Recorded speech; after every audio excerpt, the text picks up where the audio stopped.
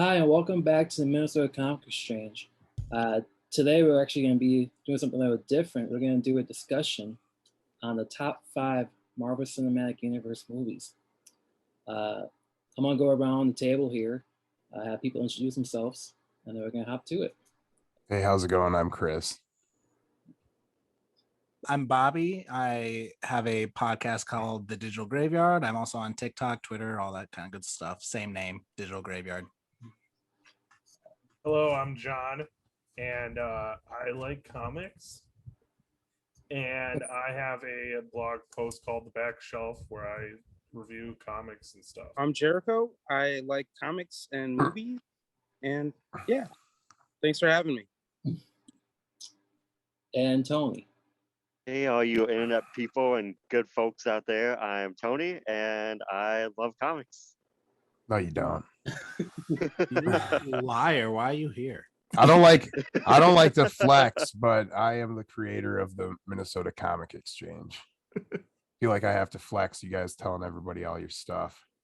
Well, don't we have some exciting news too about that? Didn't we just hit a milestone? Yeah, we did. We just hit 300. I got a free comic from Granite City Comics in St. Cloud. I'm gonna plug everybody's name, minus the people that don't want it, and admins, and stores and pages. So like Noggin, pages, you can't win. So hopefully somebody that really wants it gets it. I probably should have run it a little differently just for like Walking Dead fans, but I wanted to try to include everybody in it, Yeah. So try to do what Tim wanted me to do with it when he gave it to me to give away. So That's awesome. yeah. Yeah. I've yet to go to Granite City. It's like one of the few shops in Minnesota I haven't gone to. I mean, there's a lot of keys out there in the metro. Okay. There are. But you take all the keys from all those shops, wall keys, and throw them on walls. That's Granite City. It's not as many comic people up there, so they have stuff staying up on those walls longer, and they have a lot of cool stuff up there. I wish I had a couple $1,000 when I was in that store. I'll have to go back up there. All right, so let's jump into it. Who wants to start with their first pick? The number 5, I should say. Yeah, Top 5. Oh, what's that? No, go ahead. I was going to say, for me, my 5th favorite movie, because we're starting at 5th, and then we're going to make it to our top. Yeah. So for me, I'd have to put it at Thor Ragnarok. Okay. Thor Ragnarok, I think, is an extremely funny movie. For me, it's kind of in my top 3 funny movies in terms of the Marvel universe. I think it's the best Hulk movie, even though it's a Thor movie. I think it's the best we see of the MCU Hulk. We get to really dive into that character a lot. We get to see a side that we normally don't see. Just the big man being fun, living his dream, just smashing stuff. It's a good time. And then obviously everything around Thor. It's the best Thor movie. Clearly, I don't think there's going to be anybody here that disagrees with that. So yeah, I think it's just a good movie start to finish. You've got Jeff Goldblum, who just kind of steals the show when he's on there, and it's just a perfect, just kind of conglomeration of things that come together. For sure. Yeah. Thor Ragnarok, is course correction at its best when it came to the Thor movies. Yep. Yeah, I think like you said, we can all agree Thor is not, like, the first 2 movies aren't great. Well, actually, the funny thing is that Thor Ragnarok's actually my 5th pick too. So I feel like, John, you said everything that could be said about Ragnarok. Just to add, though, I think Theresa Thompson as Valkyrie was great, though, too. Yeah. I didn't want to take all the time. I mean, you could go on about all of the awesome characters that were introduced in that movie and the different aspects and sides that we got to see from it. I mean, there's a lot there. I mean, it's pretty great. You don't think that movie ruined a possibility for one of Hulk's greatest stories as a solo movie? You're talking about Planet Hulk? Absolutely. That's the reason why I don't like that movie, is because they took two events that they could have like made two separate movies, and they basically ruined one of Hulk's greatest stories. I don't think it ruins it because the animated movie is good enough. Honest to God, like that's a great movie. I don't think you can make like it's. I think personally, Planet Hulk is not a movie that would do well as a live action movie with like CGI and stuff. I just personally, that's where I feel like it. And when you look at the animated movie that's already made, it's already really good. I don't know like how you could improve upon that. Really. It's just different production. Like that's not the MCU really. So like I was just hoping they get better, like because they've really done Hulk kind of a disservice in the MCU. Yeah, but like I know there's huge rights issues when it comes to the Hulk. Like they're not allowed to make movies of him, but he can be in the movies. Right. So like we were just never gonna get a Planet Hulk, like straight up. Who owns the rights to Hulk then? Universal. Yeah, it's Universal. Yeah. Yeah, it's one of the few that Marvel doesn't. It's like Man-Thing, part of Hulk, and Sony at this point they don't control, or Spider-Man. Spider-Man, yeah. Yeah. Yeah. So like we were never gonna get it, full stop. So this is kind of the best we could do. And I don't think it's a bad thing either, because I mean, what we saw, I think top to bottom is a great movie personally. Yeah. If anything, kind of carrying on that Hulk thing, the only like negative like story like loss potential that we kind of got with that was Asgard is gone. A lot of those Asgardian characters are gone. Like they can't be in future movies. But if you're reading Beta Ray Bill right now, the story arc, spoilers here, is what's his name? The tattoo trader guy. Oh, head. Yeah. Who likes the guns. He comes back to life to help Beta Ray Bill re-identify himself as a character, and they go down to hell together, and like they're just tearing it up. So I wouldn't be surprised. I mean, like we could still see an awesome storyline with those two characters. We haven't seen Beta Ray Bill yet, which fingers crossed someday we will. And that would be a great way to, bring in bring in some of those side characters like that. Yeah. Well, I for the next movie they're doing Gore, is it Gore the God Butcher? Yeah, they're doing him, and then it's Christian Bale who's playing him. Yeah, and then it's Jane Foster Thor. Yeah. So I mean, like, yeah, obviously there's stuff they can go with, but like we lost the Warriors 3. I don't know what's going on with Sif. Actually, I know she just showed up in Loki, but Jamie Alexander just came out and said that there's going to be future Lady Sif in MCU projects. So. Who's Christian Bale playing though? Gore. Gore. I'm down for that. I just got that comic back in a 9.8. So, Bobby, what will be your fifth movie? Oh, mine? Okay. I went with Ant-Man. Hey, that's mine too. Yeah. I just rewatched it yesterday, so it's like pretty fresh in my mind. But like Ant-Man to me, as far as like all these like origin stories that we got probably the best feeling of like his like, we got like, I don't really even know how to say it. It was just entertaining from every point, like even like its down periods, like there was something going on that was keeping my attention. And I can't say that for every single one of these MCU movies. It didn't have a bad lull. There were lulls, but it didn't have a lull where you were like looking at your phone. Exactly. Yeah. And Paul Rudd is he's the only like true like comedic actor that they've had as one of the lead characters, and his supporting cast has been great. The actor that plays Luis, I can't think of it right now. My wife just met him at Mystic Lake last night. Oh, he was at Mystic? Yeah, she's one of the hotel managers, and she like freaked out and called me, and I was like, "Who the hell is that?" At first, and then I looked it up. I was like, "Oh, it's Paul Rudd. Louise." You don't know Paul Rudd, brother? No, not Paul Rudd. Oh, Michael Pena. Yeah, Michael Pena. There it is. Yeah. Nice.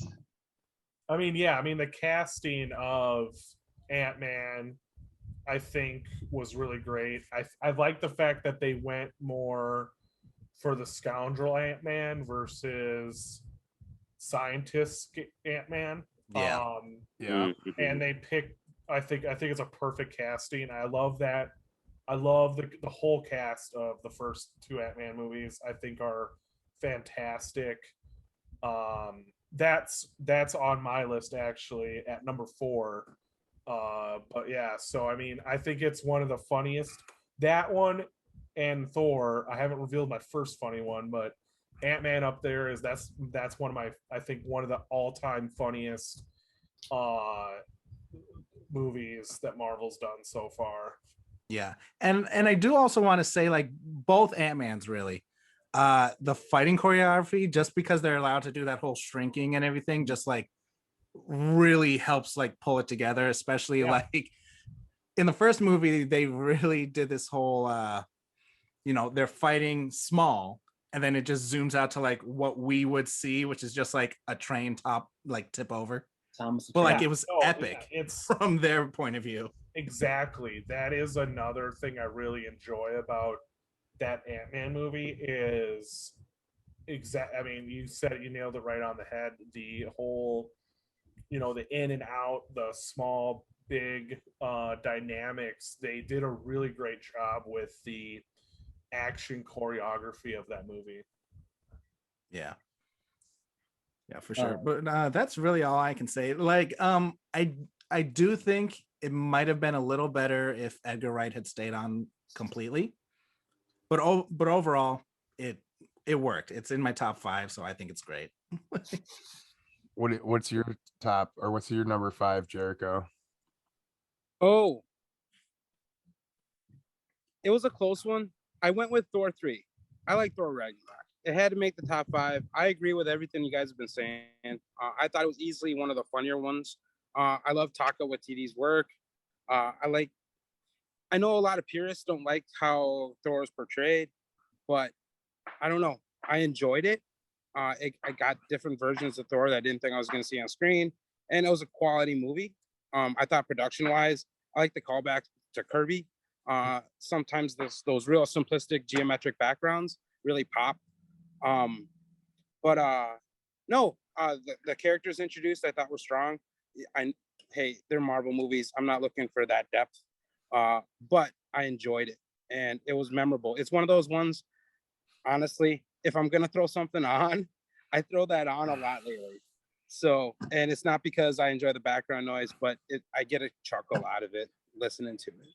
What you said is really key for me. It's a Marvel movie. You don't want a depth, or you're not getting like the comic depth, and that's what I sat down when Kyle and I talked about this, and he started off ahead of me in the movies, and then I just took off because I watched like the first 3 phases in one day. But it's addicting because a lot of them I never went back and like really rewatched because I'm more of a animated guy, like John said.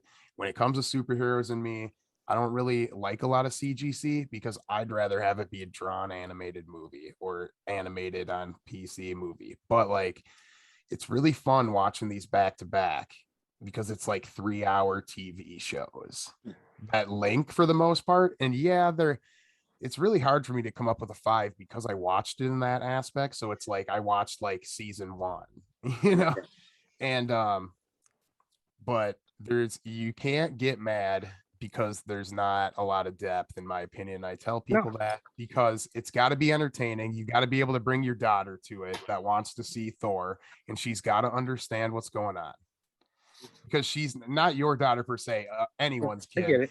Sure. Because they're not there reading the books. Hell, I don't read Thor. I've read the Kate's run to a point, and then but I don't read Thor. I do read the Hulk, so that's why I was a little peeved about that, and it makes sense. You might not get a movie, but you never can say never. You never know when Universal might need to like license out Thor's rights for 15 million to make payroll because they made a stupid decision somewhere else.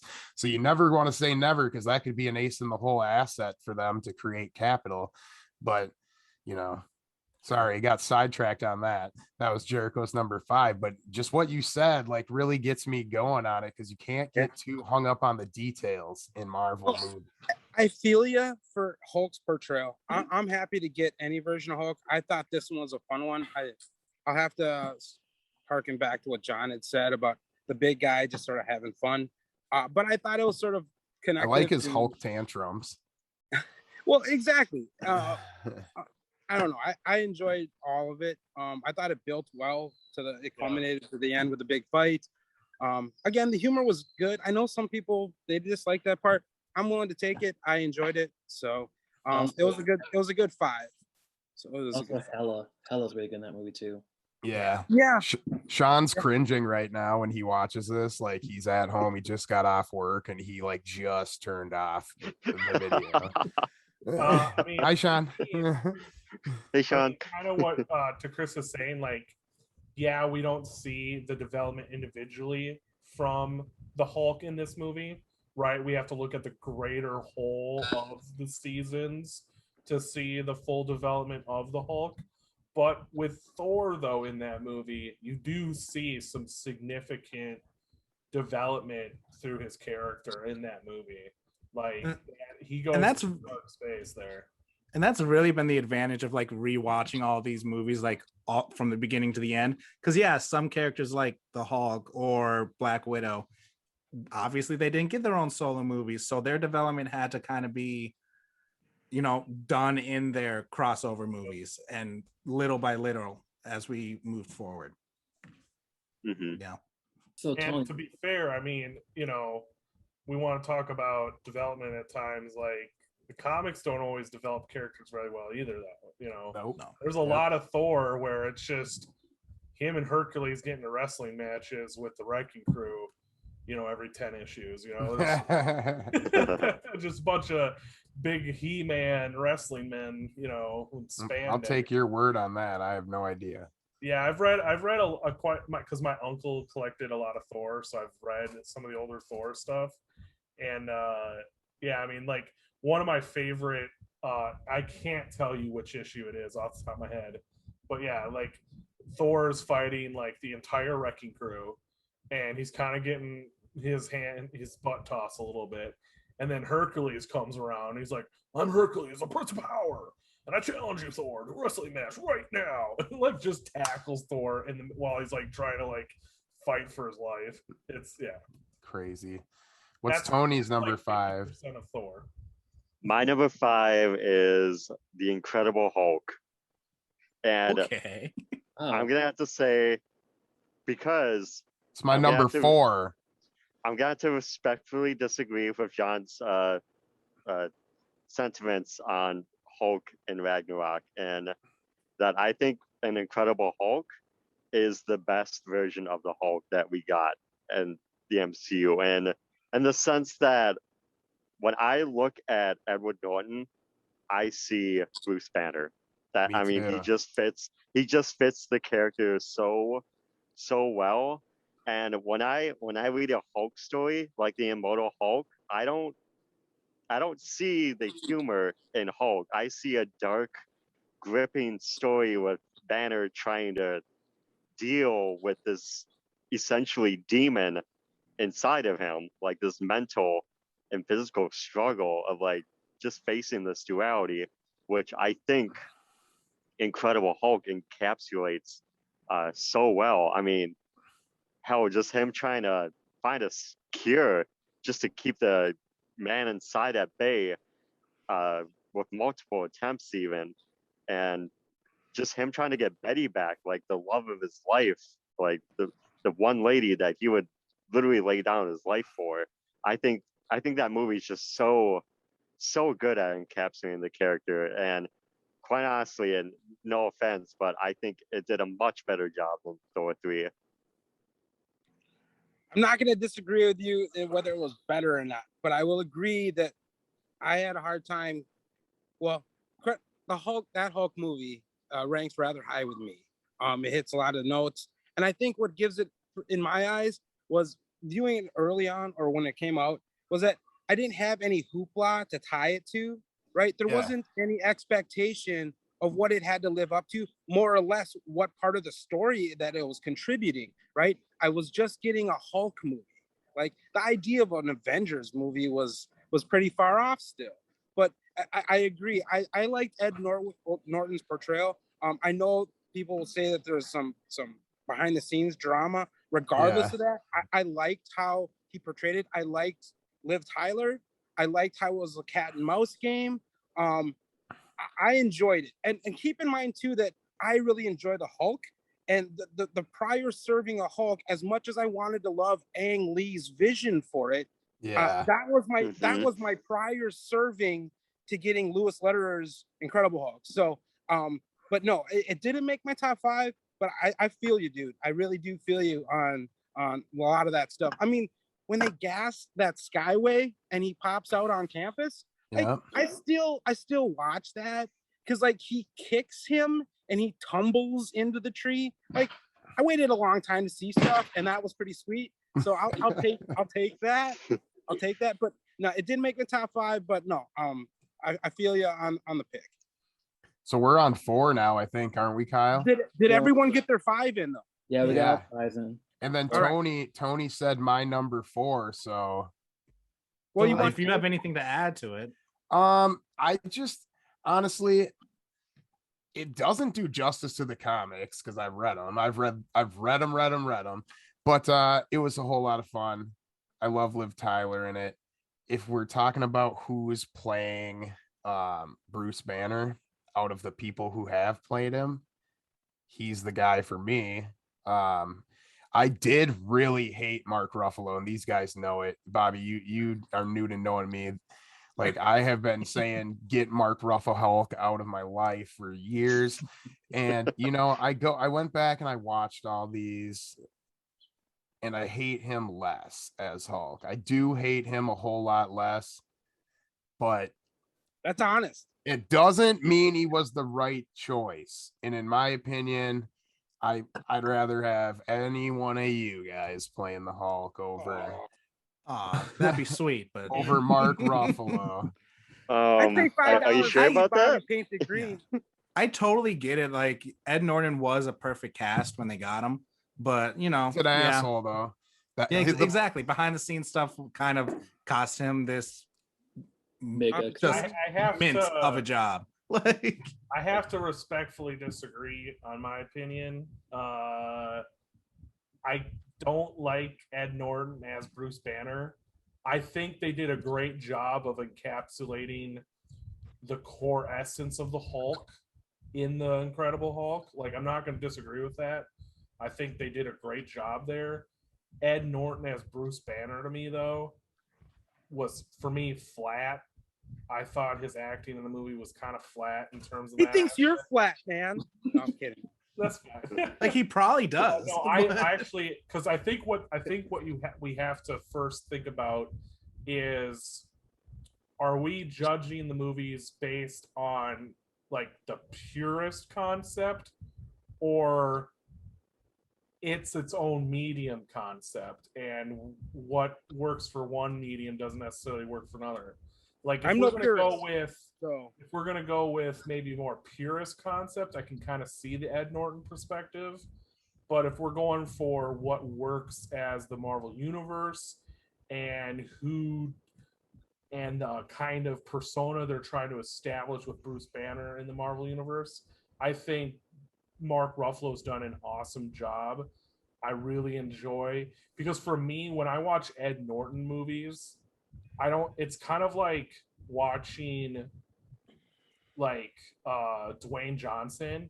Like you just see The Rock. You don't really see the character. And for me, when I watch Ed Norton, he like tries to like upsell it, and I just can only see Ed Norton. That's he was the biggest name at the time. No, you're right. Like he was huge. He was huge. I'm not going to deny that.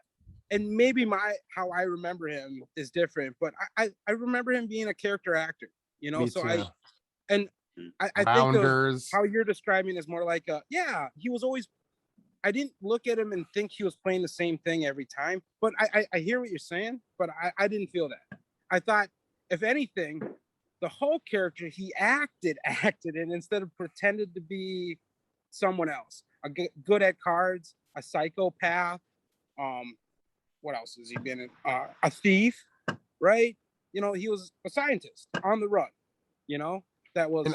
And when you said flat with him, when I think of Banner in general or a scientist in general, I don't think of like a bubbly, like energetic, life-like person. I think of some dude that's like buried up in his lab, needs a little bit more sleep, running on coffee, ate some Slim Jim a couple hours ago. Yeah, I and agree. Bruce Banner I'm not needs to be saying more flat reserved. as in he needs energy. What I'm saying flat, it's like a term where in like one-dimensional acting. It's a his role felt one-dimensional. It felt. Maybe I'll have to rewatch it and try to see that, but I don't know. I'll be completely honest. Like the big reason Incredible Hulk doesn't come anywhere near my list is because I just couldn't watch it anywhere. Yeah. like it wasn't on Disney Plus. I don't own it. I don't know, it's probably on Netflix or something, but It's after not. a while, I couldn't find my copy, so I rebought it for this. Yeah. So it's nowhere. Yeah, exactly. And part of me was just kind of like, well, it's probably not going to be in my top 5 anyways. So I just that's totally cool. Yeah, like I didn't rewatch Thor: The Dark World. I mean, No, I didn't either. That's two of us. What was the top 5 purest movies? That's probably like in my top 3. Sure, but I don't enjoy it personally. Yeah.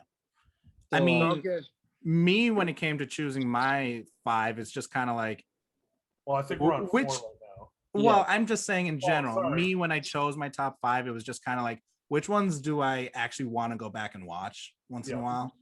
So like my number 4 is Guardians 2, Guardians of the Galaxy 2.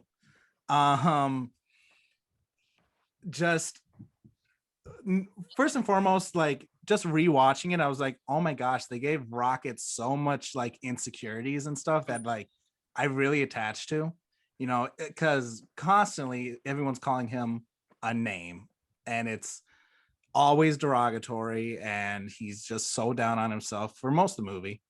And he takes it out on people by stealing the batteries, or I can't think of anything. Another thing he did at the time, beating the crap out of those guys. No, Guardians Galaxy 2 is an awesome movie. It didn't make my top 5, but I think it's like that, like 5B, just sitting just one half a slot down. I think you like everything you said about Rocket was awesome. I agree. Same thing with Groot. We got to see another side of Groot in that movie. Batista kept on his role of just kicking butt. Yeah. With Batista, like a lot of people don't give credit to like that one scene where everyone remembers that Drax calling Mantis ugly. Like they remember that part of the conversation, but then they kind of forget that like the conversation keeps going, and that like he's talking about memories of his daughter, and he's like stoic. He's just kind of staring out into space, and she touches him and she starts bawling. And it's like, yeah, like he's not at peace. Like obviously he's still suffering, but he's moving forward. But like since all that emotion's hitting her at once, she can only break down. Yeah. And I thought that was really good acting on those two's part. Yeah, I have been so impressed with Dave Bautista. He is one of my favorite kind of up and coming actors over the last decade. I have followed everything he's watched with a lot of excitement. So yeah, I mean, him getting Guardians when he auditioned for Guardians, like he quit the WWE a while back before, and he went ham on taking acting lessons and stuff like that so he could nail this role. And it came through because he was in a few minor pieces before the Guardians, and then when he came into the Guardians, it was like, oh, Dave Bautista can act. Okay, all right, this is pretty good. So I completely 100% agree. We're on the same wavelength, Bob. Yeah. We're on that wavelength. Guardians 2 was my number 4 pick until I got done doing my rewatch this morning. Oh yeah. Really? Yeah. So it made the list? It didn't make the list. It got bumped out by whatever newer things you watched. It got bumped up by What's your number 4, Kyle? Endgame. Well, hold on. Endgame? Does anyone have anything left on Guardians of the Galaxy 2? No. Oh, well, I'll add it then. Well, for me, it was a hard pick. That one was another one that was close to making the top 5. For me, I like Dave. I like all the characters. But for me, what really connected was it was a fathers and sons story to me, right? Between Star-Lord and Ego. But more importantly, his relationship that he may not have realized till the very end between him and Yondu. Yeah. Right? And I get it. I'm a fucking emotional dad, but I'm also someone's son. Yeah. And the story wasn't about those characters filling those roles, but the people that do fill that role, you know? And to me, that's what connected. I thought it was funny. I thought Kurt Russell was fun. The Mantis character. I didn't enjoy it as much as Guardians 1, but for me, that hit home. Yeah. And I get it. Like, I'm a big emotional soppy dude, and I'm okay with that because I allow it to not taint my enjoyment of things, but it helps me understand why I enjoy some things. And maybe it's just a time and moment thing, but I enjoyed that movie as well. So good call on that pick. So you brought up Yondu. Yeah. For me, his death, while I thought like it was a great moment, is the reason why I'm not putting it in my top 5, because I think they should have had one more movie with him as Yondu. Like, one of the best characters in the MCU, hands down. That character actor combination is honestly, for me, is like a top 4 pick of all MCU characters with any significant kind of screen time. I mean, it was perfect, honest to God. And the fact that we're only going to get 2 movies with him is an absolute tragedy. I would have loved to have seen like a Yondu movie and then kill him in Guardians 3. That's what I would have liked. Because like, or maybe we can do a flashback, because like they've been doing that now, where we're going to go back in time and fill in some stuff. I'd like to see it. I don't think it'll happen, but I agree with you. It's just for me, when I think somebody brought up like missed opportunities. I think it was Chris with the Hulk movie. That one was a massive missed opportunity, because I don't think you can sell that each time. Sell a Yondu movie. You can't sell a Yondu movie to no. 150 people. They sold Guardians. They did. I totally agree. And like his scenes where he's killing everybody with them arrows. For you to compare the opportunity lost of the Hulk to Yondu, I want to leave this chat. We got 2 movies left. I agree. I just how I feel. I totally hear you. It's not about the individual character. Like, obviously Hulk's got way more recognition as a character. That's not what I'm talking about. I'm talking about acting. Story potential. I'm talking about story, and that actor, because we're arguing about who's even a good Bruce Banner and who even plays the Hulk well, right? Yeah. This actor and this character, that's a perfect marriage. There are very few castings that are as amazing as that is, in my opinion. I don't think No disagreement. I don't think he fits the formula that they had planned out. Because if you look at the characters and who got shine, right? They bridge gaps between movies, between stories, between arcs. And it's that interconnectedness that they were counting on. And no hate on Yondu. As long as like you the know, actor. I'm a fan too. Thought Michael Rooker is amazing. right? But to think that Yondu was going to get a movie? three-parter, Yeah, I mean, in at this the overall least, equation, have him in I'm Guardians okay with 3. That's all I'm saying. I think at the very least, yeah, they could have like That's saved him for this movie, do him for the third, and kill him then, because I think they needed to build that father-son relationship that they're talking that Quill and him had, because they keep mentioning that they have it, but like we don't see a lot of it, if any. Like, well, like I said, that could they need to build that up more. They can go back in time for flashbacks, though, too. True. It's you gotta. I mean, it's just a matter of like, you know, what's your goal? I mean, as the movie is like, are you trying to create, you know, money? Are you trying to create, you know, just fun movies? Or are you trying to, you know, put in some really great character work? And I think, well, it's Disney for the most part. It's just money. You know? Yeah. So in that order, John, I think you got it right. In that order: money, fun, some meaning. You hit all the big ones. Yeah. But I think Yondu movie, if you did it right, could have been very successful. You kind of make it like you even go a little bit another step, like I don't want to say darker, but more scoundrelly than even the Guardians did. They would have to lead the world. Disney would have to lead. See, the problem with that is you're building up a character that was seen as not a lot of people saw him as a good guy, and he's not a sellable bad guy to Disney. He's not Darth Vader. I don't know. He's got a lot of fun moments. I just disagree with that take. Well, it's not a take. It's you can't.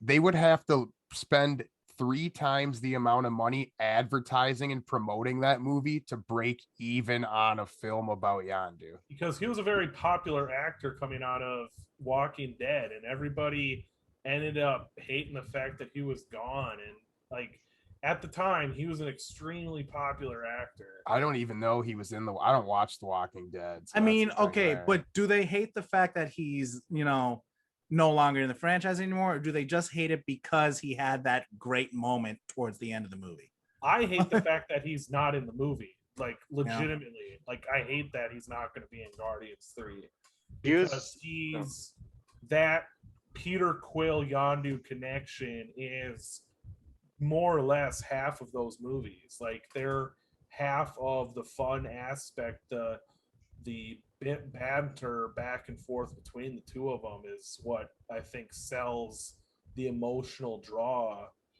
that Jercicho's talking about. Here's my take on film someone's dad's funeral and play Cat Stevens. I'm fucking crying. Here's my whole take on the Yondu. Go, Tony. Yeah. I personally don't believe Yondu is a big enough character to have his own movie. Yeah. But I think he is popular enough to have his own Disney Plus show. That could work. Because I honestly think with character development, you're going to get more character development and background story with a show than a 2.5-hour movie. Yeah, no, the shows are doing great with all of them because you can argue that none of those characters, Loki, Wanda, Vision, that any of them were popular enough to lead their own movie. None. But their shows are knocking it out of the park, and people are interested in them because we liked them within the movie universe at first. That's fair. A couple things. I think Yondu as a Disney Plus show, I think would be fun. But I think I lost my train of thought on that. But I think on my other idea was the fact that with this whole multiverse of madness, the possibility of other characters returning even past death, because they've already talked about reiterations of other characters coming back. So it's sort of fun to think that there might be a possibility. And I think having the Disney Plus shows is a growing asset. I think the way they've unfolded that universe and the potential of bringing in a lot of story and a lot of characters, I think is good. But that's another conversation. Mine was actually the first Guardians movie, simply because it was just a fun movie. I mean, if you've ever read a Dan Abnett Guardians comic, that's basically what that movie was. It was fun. It's funny. It's pretty much Marvel's like humor in a nutshell. And yeah, that's that's essentially what it was. The reason why that's my 3, you guys keep like picking stuff I had, is because when I saw it, and even when I rewatched it, at the time, it's just fresh and fun. And that's what I'm looking for when I sit down to watch something, because that means it's rewatchable for me. Cool. So it's all good, because we'll come back to that too when we hit our 3s. Yep. What's your number 4, Jercicho? Number 4 for me was Black Panther. I fucking thoroughly loved it.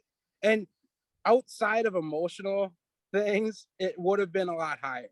Because to me, it wasn't just about a film and representation. It was more about a change and an allowance of a new perspective. That I've been a fan of Afrocentrism for a long time. And the chance to see it on the screen and to know what that meant to a lot of other people. I'm not of the Black community, but I can feel for them. One day Filipinos will get our day, we'll get our shine. But at the moment, I can appreciate what Black Panther meant to all the people making it. But as a film, it was beautiful. The story between the fathers, but also the roles, the responsibilities, the connectiveness to responsibility. But I like the vision. I thought Ryan Coogler's vision of it. And again, I know there's all these iterations of characters that we love. And I'm not a purist. So whether this was spot on with a comic, a book, or another representation of, I loved this version specifically. And I will throw that on anytime. So yeah, I really love Black Panther. That's actually my 3rd pick. Yeah. See? Yeah. And that's what cool. I like about that's my 2nd pick. what I like about the Black Panther, while it didn't make my top 5, what I like about the Black Panther is it's one of the big, more heavy political dramas that they're doing. It's probably like up there. It's maybe number 1 with this aspect of, why didn't Wakanda stop slavery? That's Michael B. Jordan's like big thing going into that movie. Well, yeah, it's like Michael you get a lot of that, and so that's why I like it, is because it's one of the ones that they took a lot of chances on, and they took a deeper dive into some of the more political things that we do get to see in the comics. And like, because I think up until that, the only ones that kind of a little bit delved into politics were some of the Captain America ones. So that was something that I really did enjoy, that they were like, you know what, we're going to go all in on this. We're going to really dive into this, and we're not going to pull punches. And I really enjoyed that. I will say this too. I watched it for a second time right after the George Floyd and Black Lives Matter protests and whatnot. And it hit a lot differently than when I first saw it in theaters opening weekend. Sure. For sure. Yeah, and no. Maybe it doesn't hit for everyone, but I think there was something important there. And those that appreciate it for that, it was a cool moment. So yeah, I remember when it came out, like a lot of people were like, yeah, Killmonger had a point. And it's like he does, but he went about it the wrong way. And that's totally like the jealous rage type way, you know? I mean, yeah, it is. Because he looked at Wakanda as just like they had the power to like make change and they weren't doing it. Yep. And so he was like, well, I'm gonna go in there and claim that power and use it now. Yeah. And that was his entire motivation for the whole thing. And T'Challa like sees it the same way at the end of the movie. He's just like, yeah, we do have the power to make change, so let's do that now. So like, he sets up that embassy like at the end of the movie. Spoilers. Yeah, no, I mean, I think like even though his motives might have been, controversial, or we might not necessarily agree with it, the fact that they actually went there and actually had a character that was that they were brave enough to like, let's have a real conversation about this. Let's like open some can of worms here. I think was exciting. The only reason why it wasn't in my top 5, that one right there is like my 5C, is because I wasn't too big of a fan of some of the special effects. I don't think they put enough of a budget into it. I just didn't like, I couldn't get into it a little bit because of that. And their set and costuming was great though. Like yeah, that It is is gorgeous. gorgeous. But just some of the fighting CGI was just like, Like in the tunnel with the blacks and the purples confusing. yeah, they looked rubbery. I like in the forgive it. big fight, in the big climactic fight, they looked this very wasn't rubbery. as polished as Yeah. some of the other No disagreement. Yeah, No 100%. But I go ahead. I was gonna say like I said, that's like higher up on my list than where we're at right now. But like I let that slide because of how much I like the content all over that movie. And you got to remember, like another thing, I overanalyze everything. So, you know, Killmonger's mad, come back, want to make a change. But then you also have that other struggle where Wakanda's like this safe haven place where they're taking a risk.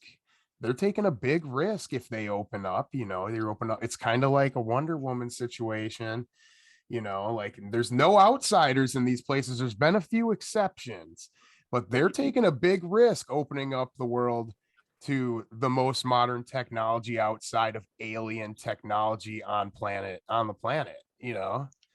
So I don't know. It's a great film, but yeah, the special effects, they probably could have threw another $100 million at that, you know. Yeah, The I other mean, yeah, like with them opening their borders, because it is like you can make the argument of they wouldn't be in as good a space now if they were open, Right. you know, like yeah, their isolationism is what helped them prosper. Right. Yeah. Yeah. Yeah.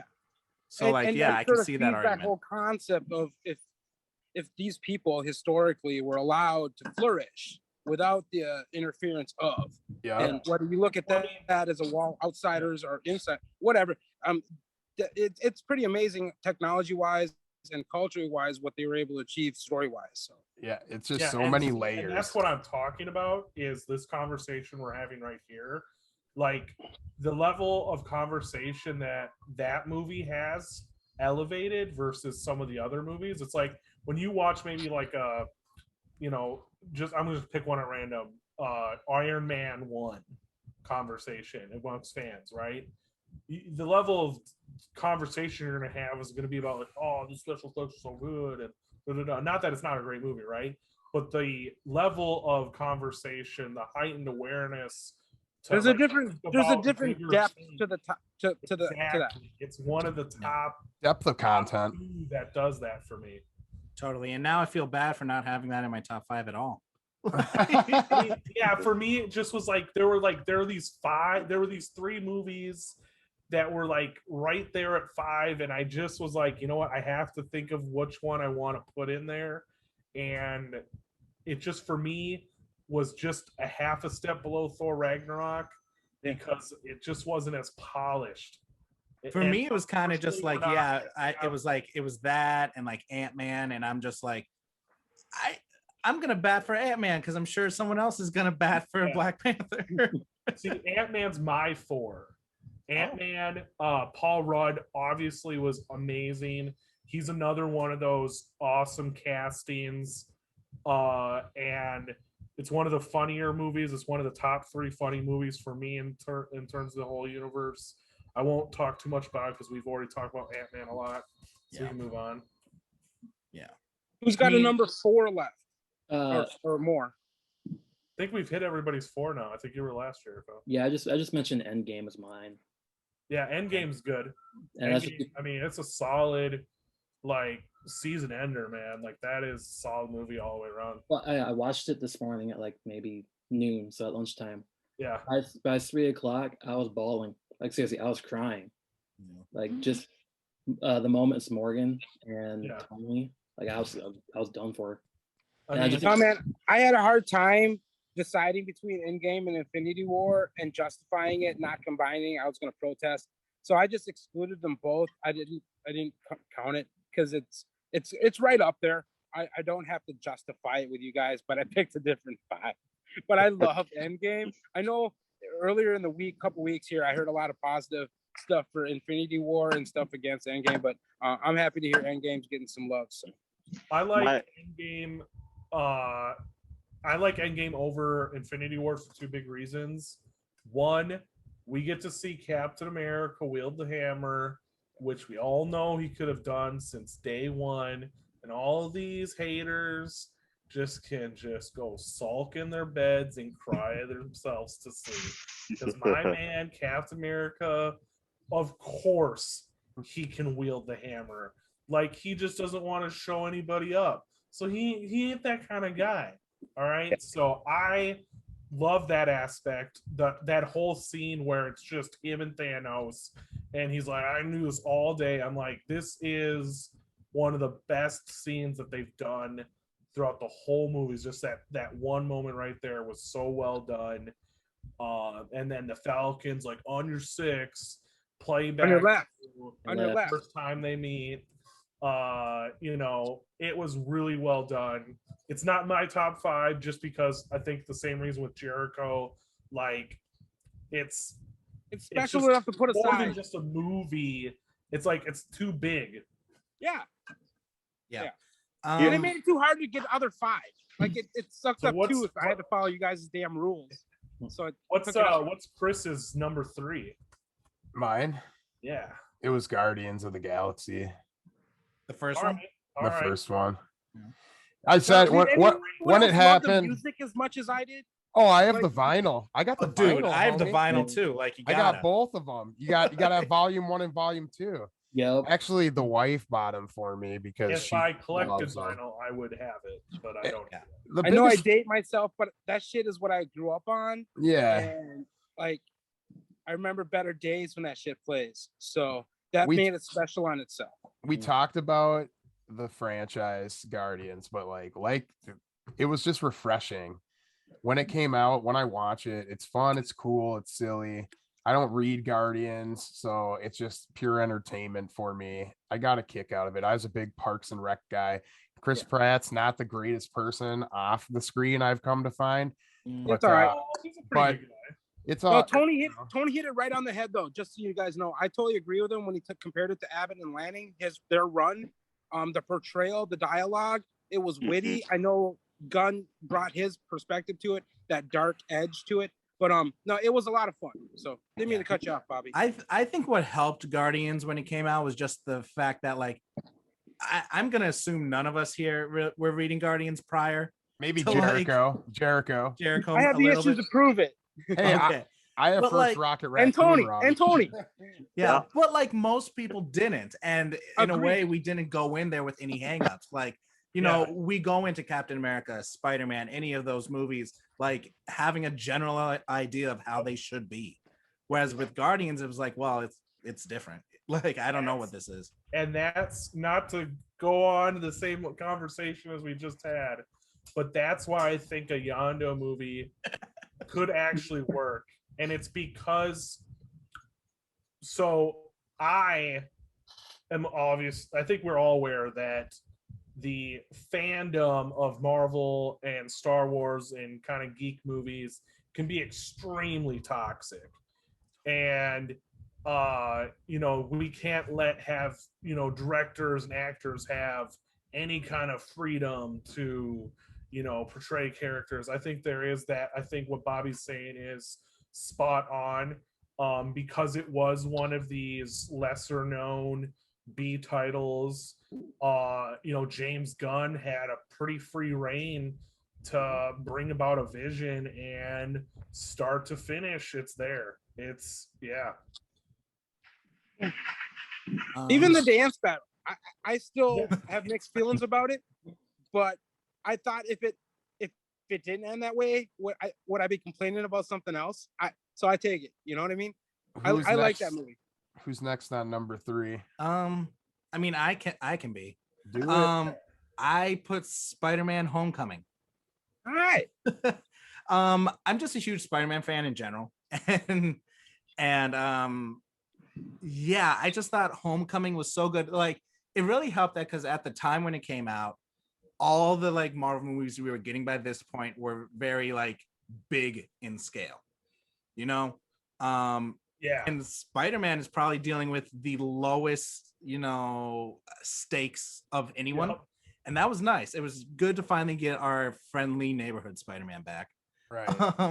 You know, not fighting in a war. And a kid. And that was great too. And it actually acted like a kid Thank you. as well. Thank you. I didn't have to like, why is this grown man in this school right now? See, it was wholesome. And that's a thing that a lot of people like complain about with the Maguire and the Garfield ones. Oh, Like, well, okay. What I mean, I don't want to like open up a huge Bobby, thing. poke John. You give him it. You give it to him. All I'm saying is like, okay. It's nice not to see 30-year-olds play 18-year-olds. It is. And you know what? Like, obviously all the Spider-Man movies start with him in high school because that's where his origins always start. But both the Maguire and the Garfield movies were so quick to pull him out of high school. Mm-hmm. Like, because at the beginning of Amazing Spider-Man 2, he's graduated. Peter's in high school a long time. Trust me. Mhm. You know, years. He was. 4 to be exact. Just putting it out there. More than 4. But you're right. And we finally got to see him deal with like being in school and like worrying about getting to class and that's kind of stuff. Yeah. No, I do agree. It's like a really nice, fresh take. I think we can all agree that it's a better than the Garfields. I don't think there's too many people out there champion for the Garfield Spider-Mans, and it's nice to see a fresh take on it compared to those two, the first two. Although I can't put it in my top 5 because Tobey Maguire will always be the original Spider-Man in my opinion. Your Spider-Man. But I mean, because like the way I look at it is we're not having this conversation if those 3 movies didn't do as well as they did. As controversial as the third one was, we're not having this because they financially were successful, which led to Iron Man, which led to everything else. Sure. Yeah, so, totally. I mean, when people are like, oh, Tobey Maguire this, Tobey Maguire that, I'm like, look, buddy, you get to have Thanos and Infinity Wars and Loki this and Captain Marvel that because Tobey Maguire laid it all out on the line, breaking his back to bring you Spider-Man. He walked so all the others could run. Yeah, totally. Mhm. But yeah, and I love Keaton as Vulture. Like I thought that was perfect, and awesome. just and theming wise, it was perfect because he's a vulture. Like I hope we get to see him come back in the third movie. Like that little teaser at the end where he's in prison and he's watching out for his potential his son-in-law of the future potential. Like that was a nice little playback. But I hope we get to actually execute on that in the future. Dude, I want a Sinister Six so bad for this next movie. I don't know what's going on with it though. Like, there's so much news every day. I'm just waiting for it to come out. But I thought Keaton was in Morbius as Vulture, despite that not being MCU. But I know he's in Morbius. I don't know if he's being the Vulture though. I mean, you can't really tease Keaton and not be Vulture. It's Morbius. I mean, they could just be banking on the whole like, well, he was Batman, a vampire, like, but yeah, that's kind of all I have to say about Homecoming. Yeah, my third movie is Captain America: Civil War. I think it did a great job. I mean, it's one movie, so there's no way you can capture everything that happened in the Civil War event. But for me, the Civil War event is my absolute favorite Marvel event of all time for me. And I think it did a really great job of this is the best version you could have seen of a Civil War movie, unless you were going to spend the first whole 2 phases doing Civil War. Like, unless you're going to devote multiple movies to that event, this was the best we were going to see, and I think they really did an awesome job. It's such a massive thing that, yeah, I hope we get to see some repercussions further from it, but I doubt we're gonna get too far into it. But I think at this point we're not, because as like Far From Home kind of showed us, like the repercussions we're going to deal with now is the people who were involved with the snap. Like, so I think they're pretty past the Civil War stuff, but we did feel like a lot of Civil War afterwards. You know, going into Infinity War, like Tony doesn't want to call Steve because they had a big fight. Like, that was on house arrest. Yep. Yeah, exactly. Yeah. So there was a little bit of fallout, but yeah, nothing huge. I also like the we got to see the bromance of the Falcon and Bucky start. We got to see some awesome character development of Captain, of the Falcon, of Iron Man. I think it was one of the better movies that tied into all the other characters' movies and timelines. It felt much like an Avengers movie, right? Yeah, it pretty much was. Like, I mean, really, if you want, yeah, I mean, it's Avengers. Not in a bad way. No, Avengers yeah. 2.5, so. You know, and I think I just think it, like, the fight scene with Cap, Iron Man, and Bucky at the end is one of my favorite fight scenes in the Marvel universe. It reminds me of watching Obi-Wan and Anakin go at it on Revenge of the Sith. Not quite as good as that, but like it's up there. Cool. Sure. Well, and it gave us T'Challa and Peter. Yeah, yeah, introduced a lot of really good characters in the it's a great movie. Jerciho, what's your third pick? My third pick was Ant-Man. Ant-Man. Yeah, I know we've talked a lot about it, so I won't try to bring up stuff that was already brought up. But something that was said earlier was a couple of guys said it that seemed like it had less lulls, and I can see that. I still think it naturally had lulls. I think why it didn't feel like that was, unlike any of the characters that we've been introduced till now, he was, I think, far more relatable. Not because he wasn't anyone of note. He wasn't famous. He wasn't some genius. He wasn't a millionaire. You know what I mean? The fucking guy did time and then had to work at Baskin Robbins. And you know, when that he was a guy happened, trying to do good by his daughter. Yeah. But and that's what was getting me there. You know, Bobby, that's the whole thing. The whole connectedness with the daughter, coupled with the relationship between Hank and his daughter, right? Which was a whole different dynamic. But it was a relationship between fathers and daughters for me. And I found him relatable because no one has to be a criminal to know that you got to try, right? And sometimes you feel you don't get the fair shake, or you just don't, you don't get a shot. And sometimes that's just the reality of it. You know, I've never been to space, been a war hero, been a billionaire, none of that stuff. I don't turn green when I get mad, reluctant, even though I try as hard as I can. But I can relate to a dad trying to make shit happen and keep things going. And, competing with a guy that's living the life that you should have had. And that's a weird thing to watch on screen. And so for me, Ant-Man was heavy, but again, also too, like the evil dude, like he was pretty fucked up, right? I mean, sorry to swear, but he was pretty evil. Like we didn't get any hint of human kindness or like he was bad, and he didn't have to be from space or have to have powers. That dude was frying goats, right? I mean, he was a pretty bad guy, and I like the whole comparison with the whole Big Small. I was from the generation of Honey, I Shrunk the Kids. I would have loved to see people fight during that, and I got that.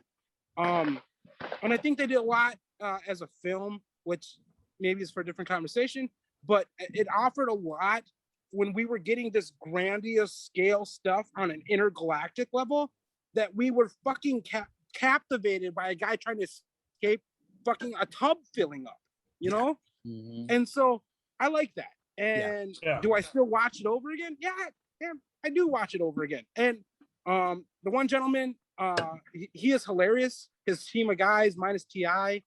I thought were amazing. And so, yeah, man, I love Ant-Man.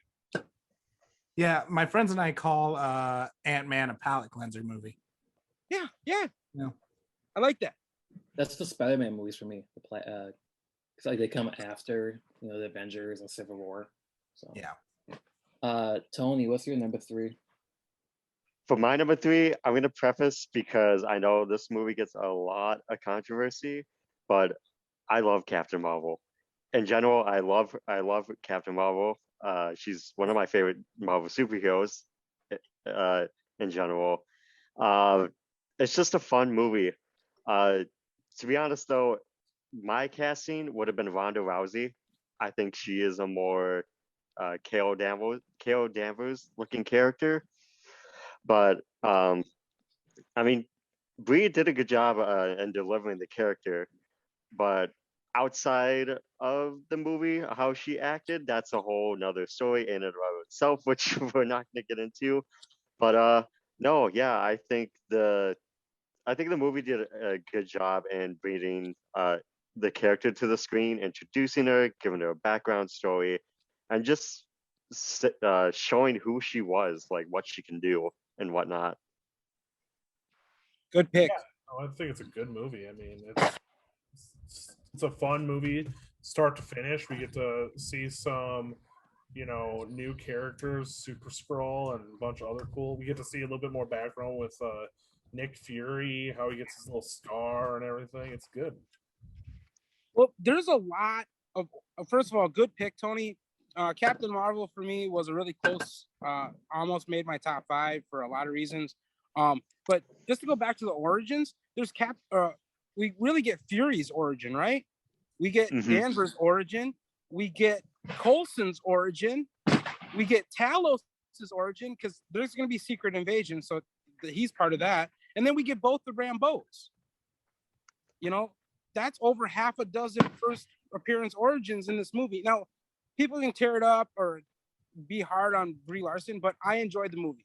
I thought Jude Law wasn't a great antagonist, but I liked what it did for the character of Carol Danvers. So good pick, Tony. Yeah, thank you. Good Black Sheep pick. Oh yeah, I was gonna say that. Okay. Yeah, I think I have to agree with Jerciho for I didn't like Jude Law as the antagonist. I think we need Jude Law in the MCU. I think that was a bad place to try and introduce him. And that half of the movie, like the antagonist side of the movie, for me felt pretty flat.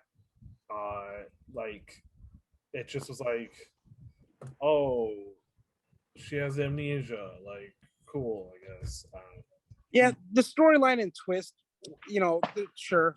I'm sure that there's. But I mean, it's cool because we get to see like a really cool. It's one of the first. I think it might be the only up until Black Widow. So female-led superhero movie, which is also really cool. And she's a total powerhouse, which is awesome.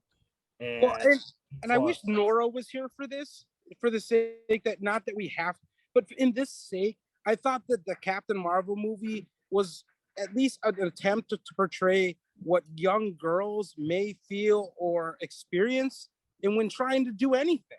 I can give you a spoiler. I'm not a fan. So. She's not a Captain Marvel fan. No. Okay. Well, and that's okay. There's no promise that you have to like it for that reason. But yeah, either way, it would be good to hear her explain that. So next time. I think it's more the whole pacing that she didn't like that movie. Yeah, I get it. But sometimes I put away the pacing or those kinds of concerns. Like I allow some stuff for the sake of enjoying it for other reasons, So Chris, do you want to start off with your second pick? Yes, it is Black Panther. Now we're hitting, yeah. Good. I've always, we've talked about it, but my old man's 2 favorite characters are Doctor Strange and Black Panther. So he has all he likes too. Robot? Yeah, there's like some robot comic that you're always buying for your dad. Omac? Omac. Or something. Robot fighter. No, Omac isn't robot. It's one man army. Oh, okay. Rom is though. Rom and space gladiators are. And the reason, robots. So all right, my dad's gonna be 70 this year. White dude. Not a lot of 70-year-old white dudes buying stuff off the rack were, it's just probably making assumptions here, weren't going for Black Panther at the time. But my dad was, and he was captivated by the story. He's always been like a tech dude. So have I. So like he was drawn to, like, he's like, oh man, there's this hidden place with like gems of technology that the world's never heard about. And it's drawn him in, it's drawn him in week to week back then.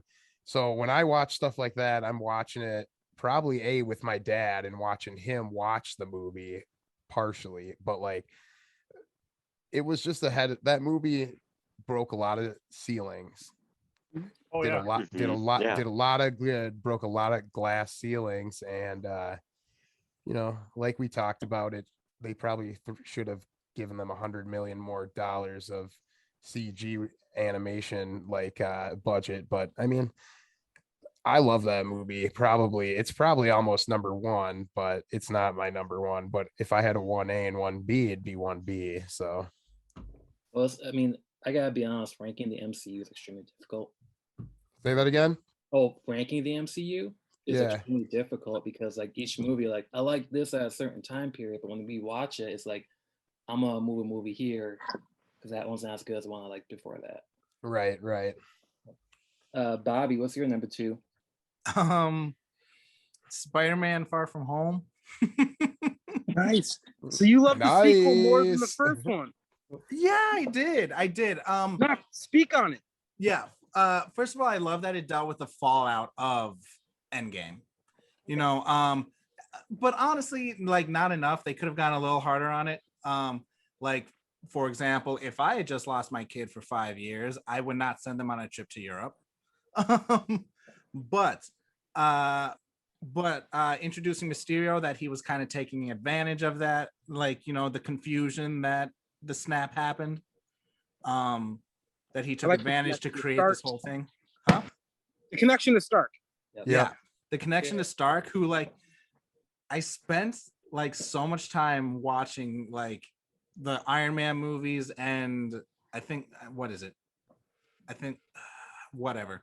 I spent so much time watching for those actors, like were they actually there?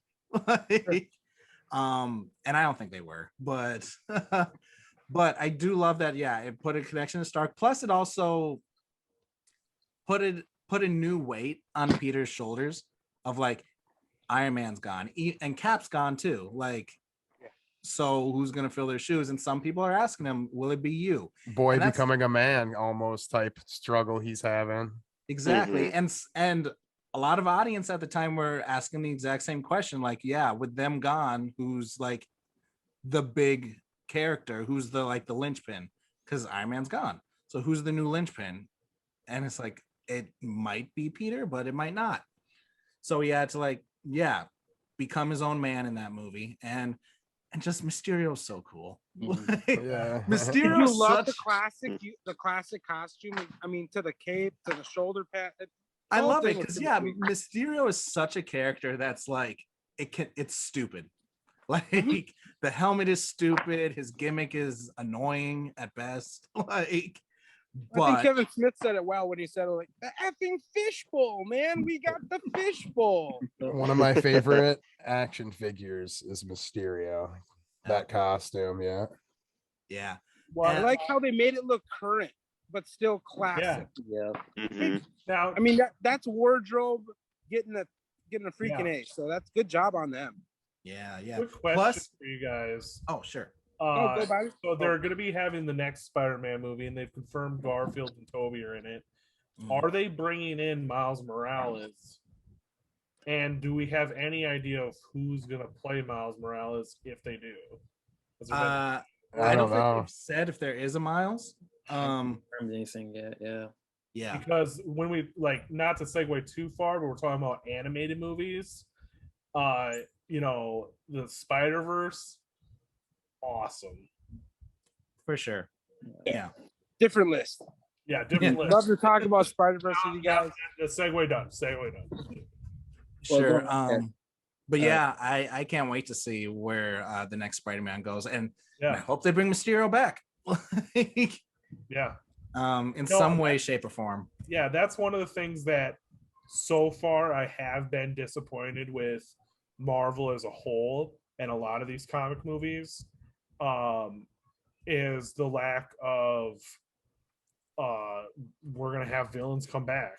You know, like it's kind of too much of like a DBZ where it's like, now the next opponent's even mightier, and you thought it was impossible to beat him, but now you have to fight this even bigger one. It's a little too much of that. So I do hope we see more guys come back. Yeah, you can literally just bring the same villain back, but he has a new plan. Yeah. And that's what Loki's done, you know? And that's one of the reasons why, like, I wasn't a huge fan of the Infinity and Endgame, because I was like, oh, Red Skull, man, we're finally gonna see what this bad boy can do. Nothing. Like, oh, I was so disappointed. What's your number 3 or 2? I mean, two. Yeah. 2. For me, my number 2. We're on number 2 now. Yeah. Oh, duh. Is Iron Man, the first one. I have to put that in the top 3. Like, you know, we talked about when I said like about Tobey Maguire, same situation. You know, if that next, like, if Iron Man doesn't do as successful as it does, you know, it's the same situation where we don't get the rest of these.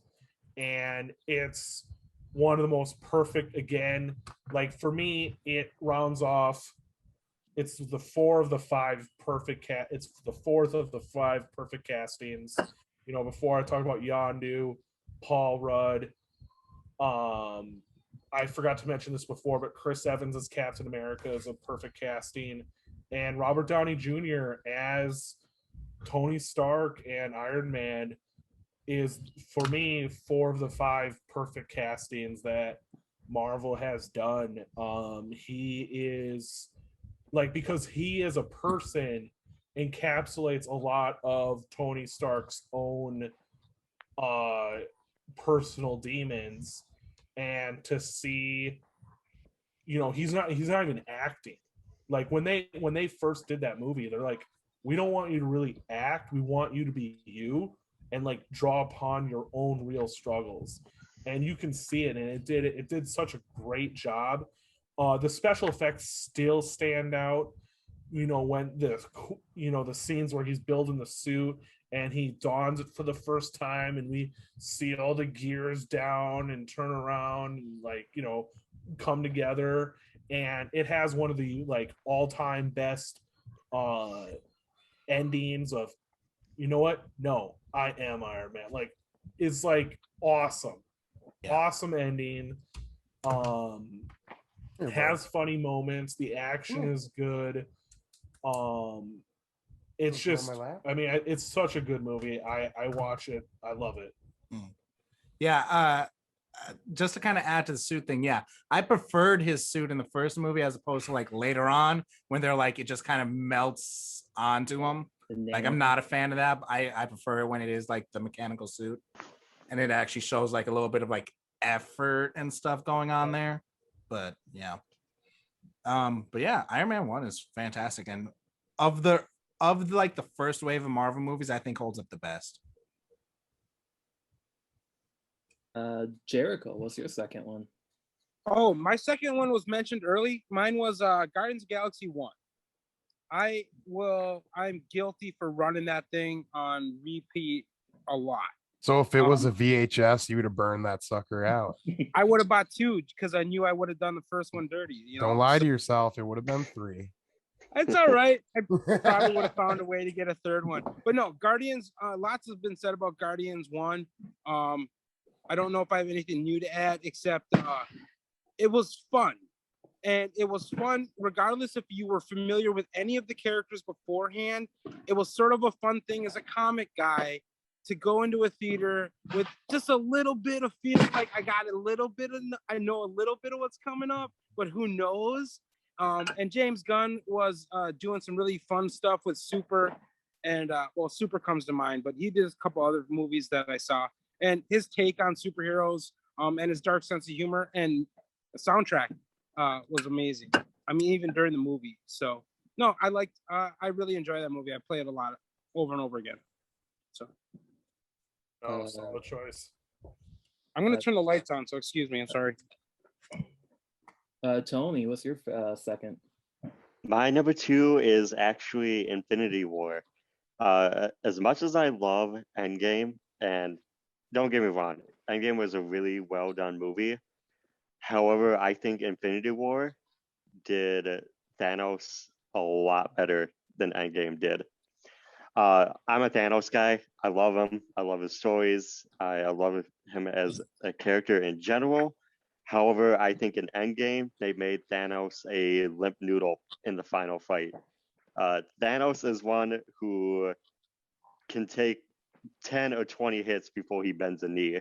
Endgame, one power wallop, and he's down on his knees, gasping for air. And I don't mean any disrespect to anyone who likes Endgame or whatnot. You know what I mean? But I don't know. I feel like they made him weaker in Endgame than they did Infinity War. And Infinity War was one of those movies where it's so intense. You see a powerhouse literally going on a planet-wide, universe-wide heist to get these stones and essentially obtain godhood to rectify a problem that he thinks he can only save by himself. I mean, you don't see that in many movies, or even that cliffhanger.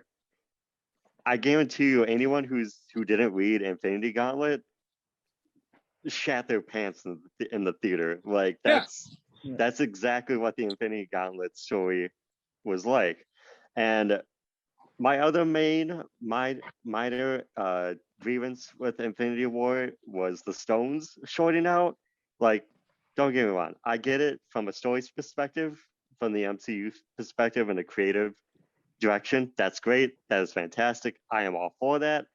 However, when someone wields all the stones just don't short out like because of overuse. Like they work in cohesion until they were removed from the gauntlet. But I don't know. That's just me being a stickler for for being a Thanos fan. Wasn't the case though that like at the beginning of Endgame he said he used the stones to destroy the stones? Yeah. It wasn't that they shorted out.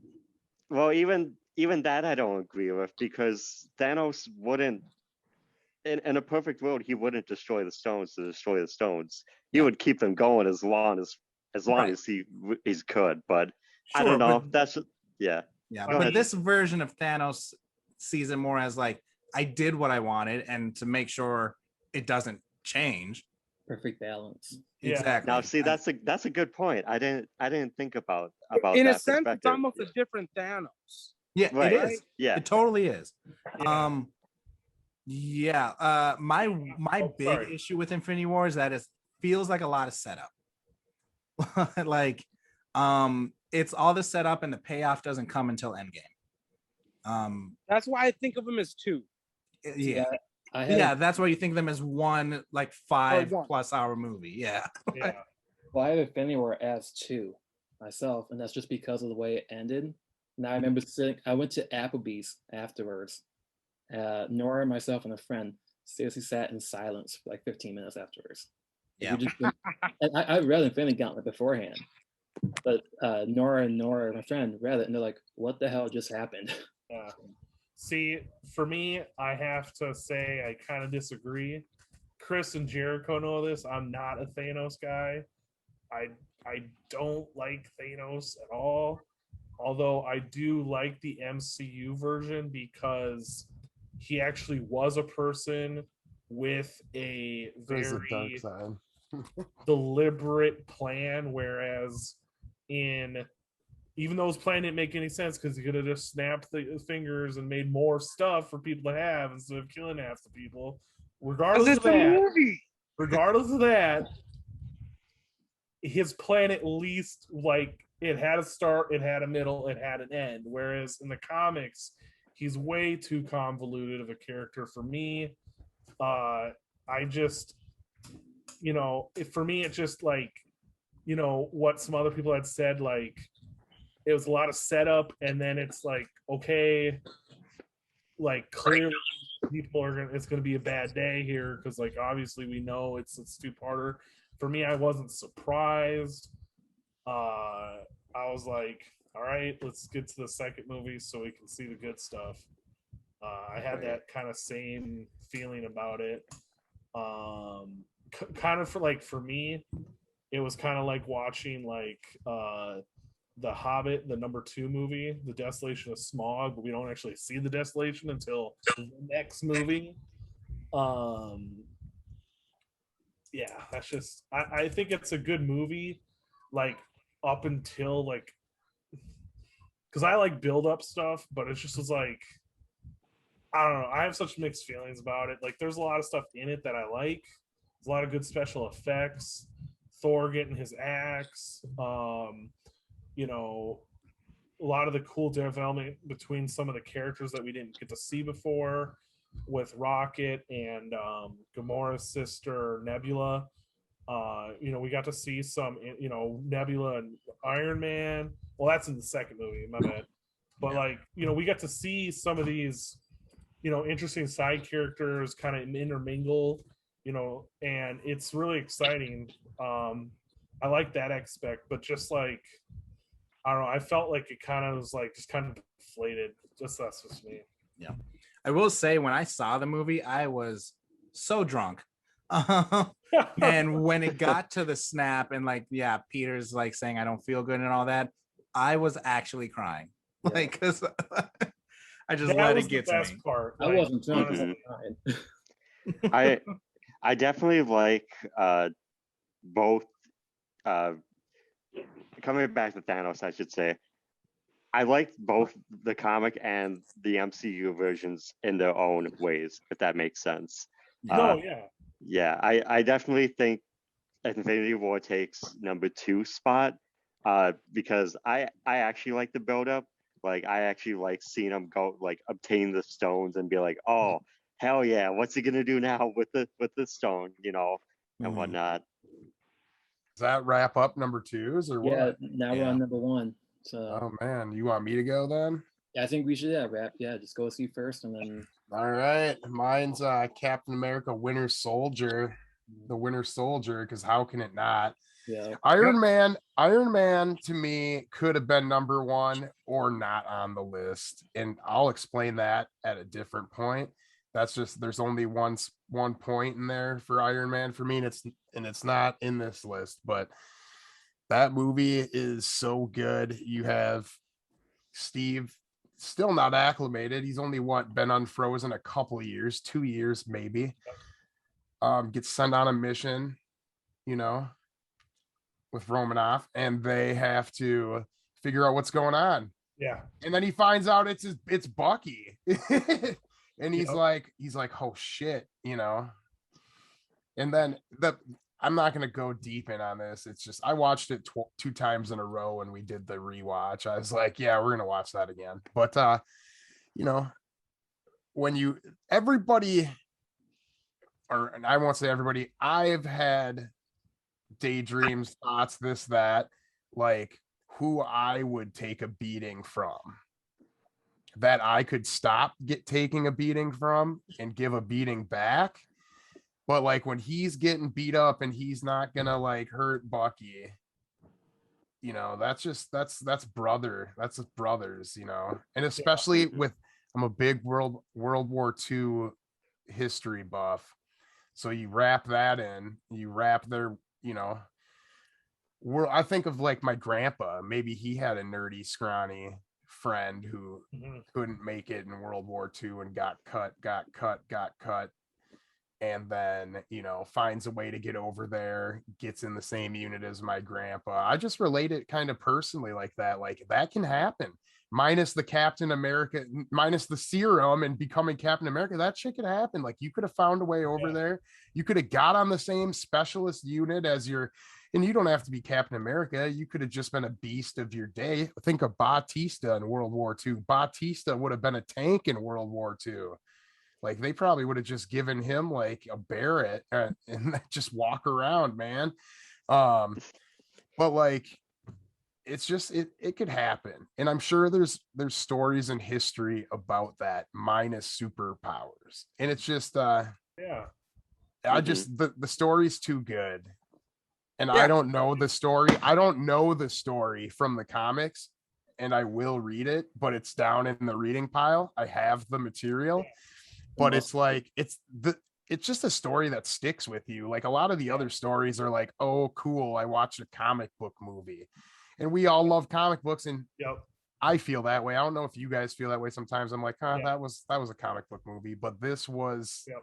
more there's a lot of life in it. Yeah. This has a lot. Black Panther's my number 2, has a lot of life in it. Yeah. This is number 1 because it has a lot of life in it. Yeah. You know, so For me, I would have put it on the list, but I didn't want to bog this down with 4 different Captain America movies, because for me, Endgame is a Captain America Iron Man movie. Yeah. Like it's not an Avengers movie. Like you have other people in this, but it is not an Avengers movie. and for anybody that knows you, we know you're a Cap guy, so we don't I want. love I'm Captain glad you didn't come in here and go Cap. I would, Cap, because Cap, I Cap, Cap. honestly, it took me a lot of strength not to go Civil War, Winter Soldier, First Avenger, Iron Man, Infinity War. Like, Yeah. I love Captain America, and everything you're saying is, I want to highlight it and say like you're spot on. The reason why I picked Civil War over Winter Soldier is we get the added aspect of Iron Man being kind of tied in a little bit deeper, but also we don't get to see Robert Redford. I don't like Robert Redford. I don't know why. I just can't stand watching him. And he is like this notoriously difficult actor. And, he's like, I'll only do stuff in dialogue if I like it. And then he's like, oh, wait, you're going to pay me how much money? Hail Hydra. Like, it's just so fake. For me, it was so fake. I laughed in the moment because it was kind of fun, but like for me, like him not like, because the movies are so kind of like with Infinity War and Endgame, Winter Soldier and Civil War, are like right like that, and but yeah, we don't have to deal with Robert Redford. The reason I don't mind Robert Redford is I think we all have noticed in movies throughout our lifetime, there's always like the same 10 actors picked to be president and senator. And Robert Redford was outside of the normal 10 senator actors that play every senator, no matter what it is. Senator on the CW, senator in HBO, senator on every damn medium. Yeah. I just, that's, I love the movie.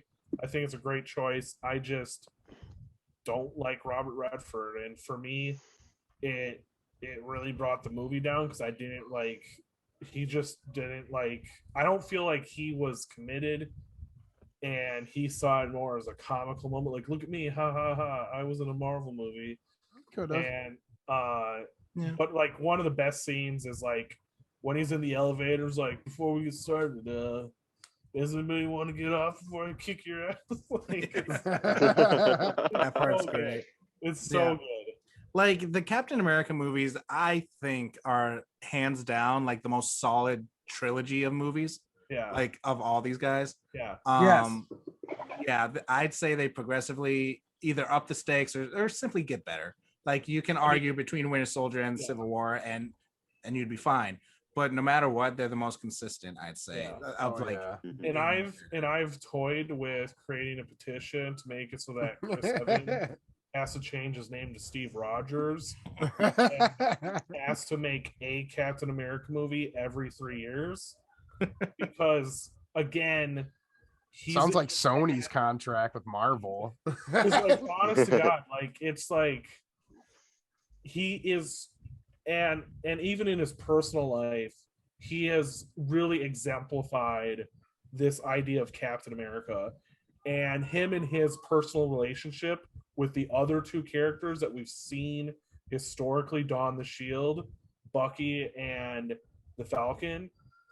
and like those guys are close, and it's a real cool relationship that we see off screen, and it's the same relationship we see on screen, and we get to see these other cool Captain Americas that we're gonna see the new captain as, you know, the Falcon, and you know, maybe we'll see Bucky, you know, in the future, kind of Dawn Captain for a while. But you know, I'm excited for whoever plays Captain. I've always liked a lot of the different characters that have played Captain America, but your Captain snowballing. Chris Evans as Steve Rogers is amazing. I will say, like, every time I look at Chris Evans, I just get flashbacks to Not Another Teen Movie. Yep. I think of him in that show Opposite Sex. I get it. Don't get me wrong. Just a stupid jock with like a banana up his butt. I kind of want them to go in and like kind of do what they did to Return of the Jedi, and like, but in the comics, and just CGI all the characters of Steve Rogers and like make it look more like Chris Evans, like in the original, because like he just does such a great job. Yeah. I'm joking. That was a hyperbole, but still. Well, I mean, they made Mr. Fantastic look just like John Krasinski now. So like... Right. What's your number one, Bobby? I put Endgame. Endgame. like as like kind of a cop out as it sounds. It's just like to me, Endgame is just the perfect finale. It wraps everything up. Yeah, it wraps everything up. It gives you fan services and like brings you back to like a lot of significant moments that you remembered. And yeah, gives Steve his perfect ending, and Tony, while probably not the ending he'd want, an appropriate ending for him. And yeah, like it writes Black Widow out in a decent way. One thing that I do know is like about Guardians, like the book by comparison to the movies, that like the Gamora Star-Lord thing is made up for the movie. So like I do kind of like that. Yeah, that Gamora's dead, and now we have this other one. So like it's still her, but now they're no longer like into each other. So like we're gonna get a little closer where the comics were, I feel, in the future here. And then just, man, I've rewatched that final fight so many times. Like just watching for everything. Howard the Duck like, is there. I wouldn't be surprised if like, I don't remember who directed Endgame, but I wouldn't be surprised if like he called Michael Bay. Yeah. How do I put together this fucking awesome like battle? The reason I like Endgame, the reason I like Endgame is only because Tony's sacrificial snap. Because of, if you think of the first MCU movie, Iron Man, the first 5 minutes is all you need to know about, you know, Tony Stark, and then you make it all the way through these movies, and at the end Tony Stark saves the world essentially. Yeah. And that character growth is I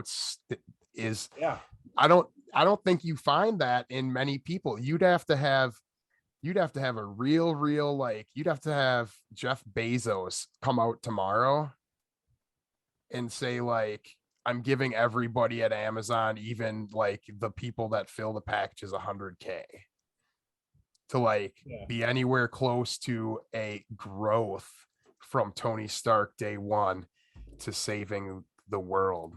I think we see that with Bill Gates, to be fair. Bill Gates, I mean, Bill Gates has never been a ladies' man because he's not had money. Well, Tony Stark is a suave man. He probably owns the company Suave from Procter & Gamble. Purposefully dress the way that Gates dress because he gets all ways.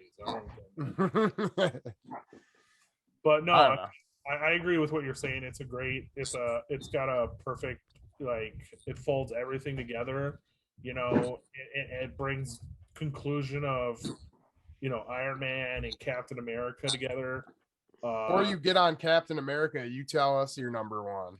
My number one is Guardians of the Galaxy, the first one. All right.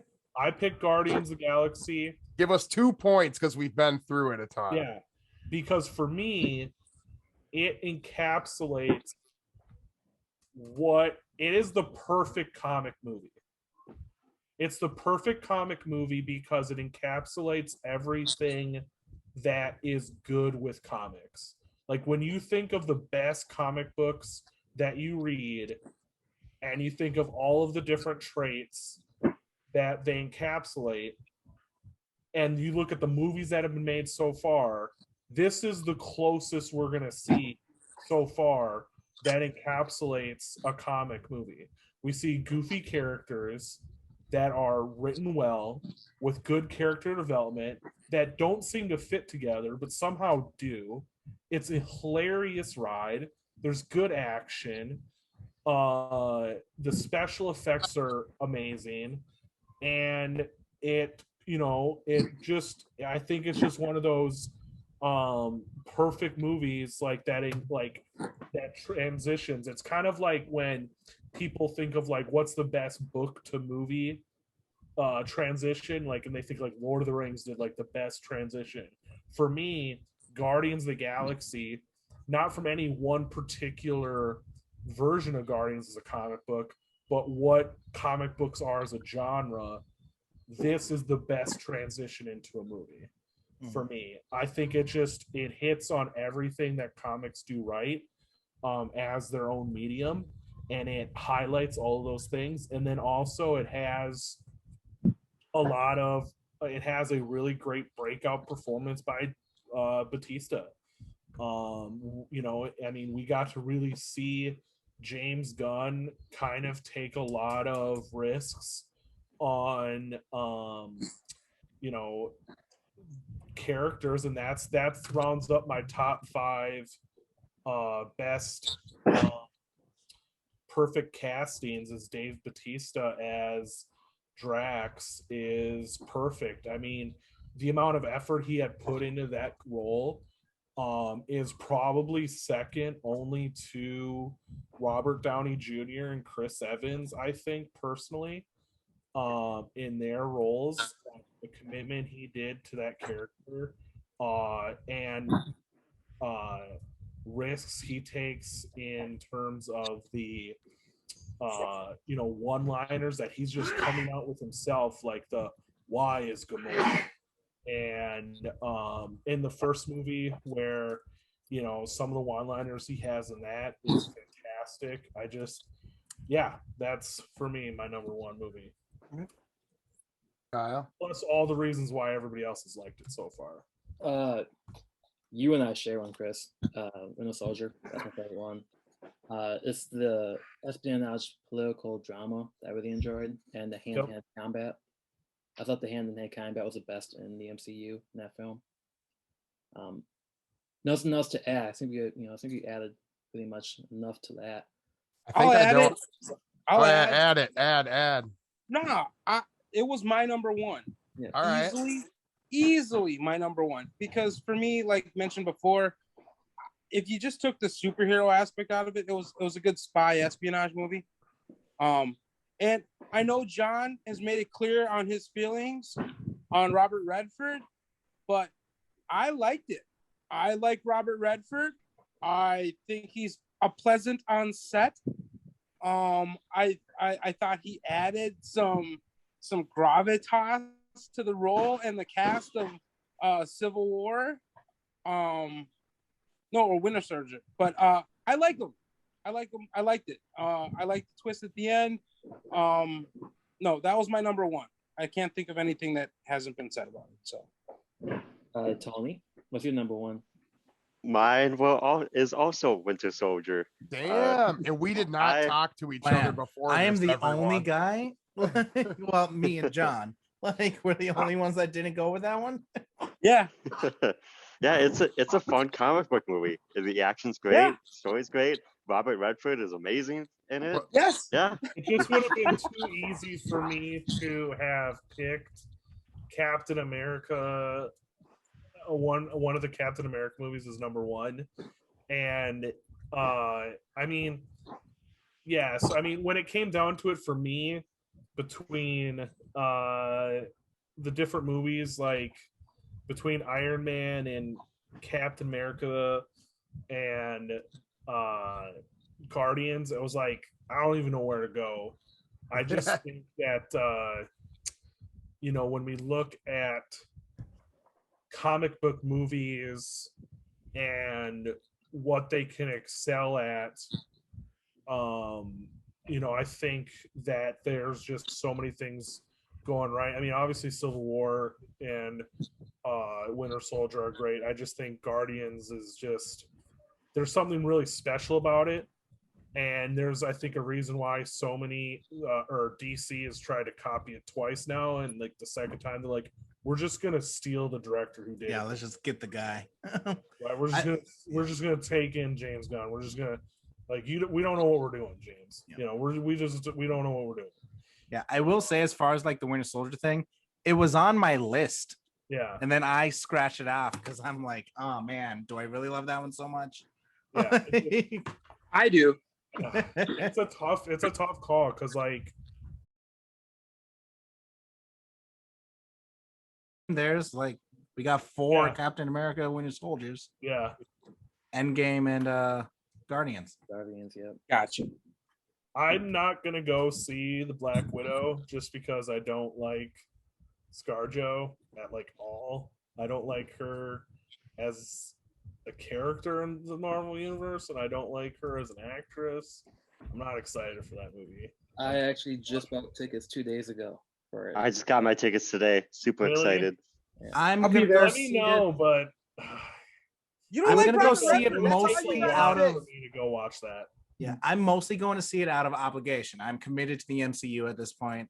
But I have lost a lot of excitement, not because of Scarlett Johansson or anything. It's all because of the pushbacks and just the wait Yeah. that's had to happen. The only thing that makes me sort of want to see it is what's his face, who's playing the Russian Captain America. David David Harbour? Yeah, I love that actor. I think he's pretty funny. I've really liked him in Stranger Things. And I think his character concept looked really fun. But I just I don't like watching Scarlett Johansson, man.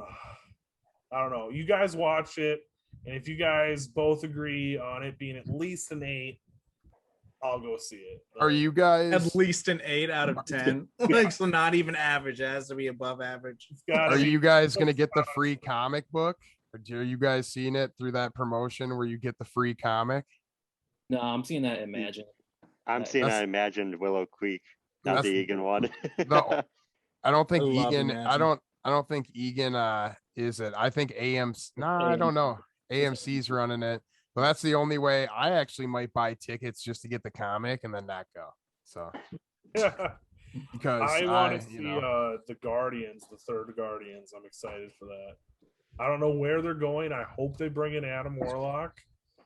I think Warlock's story's already been said and done. His story is the Infinity Gauntlet, and Yeah, it's gone. It's past. it's sorry to say, but see Adam Warlock. It's all right. He might come back with Yondu. yeah. Adam Warlock in Yondu in, and then They John set comes him up with the at title. End of Guardians 2. We'll see him eventually. I'm actually gonna do something to get on the national news. I don't know. It's probably gonna have to be illegal, and I'll probably get arrested. But while the cameras are on me when they're taking me into custody, I'm gonna scream, "Please call this number if you like Yondu." And only like 18 people are gonna call, and John's gonna be 7 of them from like every one of his neighbors. What are you gonna do that you're gonna get arrested by the police? We got on national TV. We're on a He's medium gonna break that on I a don't Robert say Redford's those things. estate and That's threaten him true. with his poor- Yep. Wait, Yep. what did you say, Chris? I'm gonna run naked across Robert Redford's probably ranch or villa or whatever he Oh, has. you're doing this specifically. Don hates you. Getting a call out for Yondu. Okay. I thought you had like some other ulterior motive, and then you're also gonna throw Yondu a bone. But this is specifically for Yondu. Got it. Exactly. I'm trying to Hey, help. I'll take it.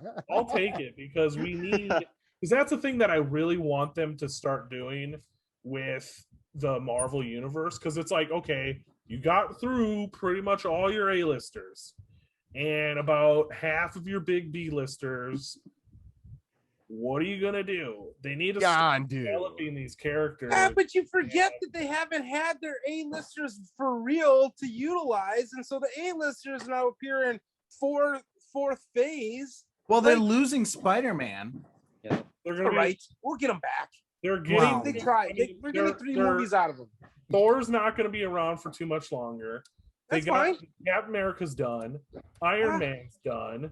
Captain America's not done. She's gonna have a trilogy. She's got Marvel, which comes on number 2. Hulk stuff we'll get. One thing that I was talking with my friends about is just like, because they're setting up young Avengers to be a thing. And personally, I'm like, well, I'd rather that be a Disney Plus show. Because one, you're going to be dealing with kids, and you want to keep them as like young as possible. And because movies are like it's like a 3-year process minimum between films.